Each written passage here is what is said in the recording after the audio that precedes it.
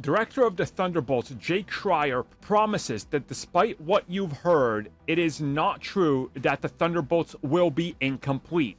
He promises a complete film from start to finish that can be viewed by itself.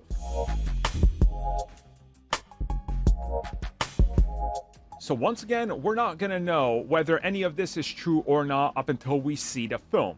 I can see why many, including myself, are somewhat skeptical about this film and what he's saying, because we know for a fact that every Marvel Studios project has to build up something else, it has to pay off something, reference all these things, and of course, dabble in this giant shared universe and reference multiple things. So I don't think he's necessarily saying none of that's going to happen.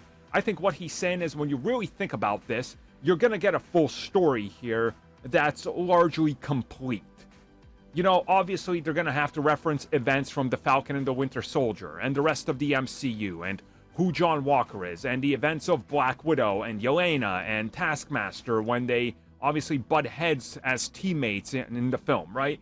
But I think what he's realistically saying is, look, I'm going to do my best to make sure that if you view this film as your first MCU film, or maybe as your latest, and maybe you've missed a couple or whatever, that you can be caught up to speed and understand what we're doing.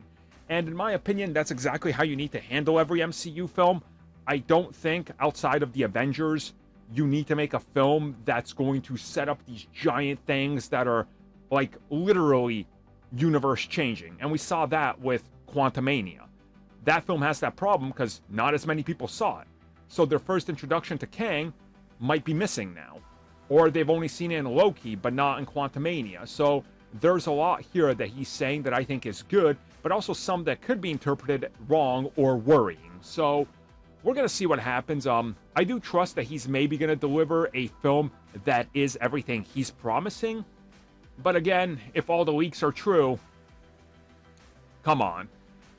Like, it's been heavily speculated that this is gonna pick up the events of the Eternals and then also build up the Weapon X/Wolverine program. So, it's kind of contradictory, but again, that's all rumors, and this is his official word.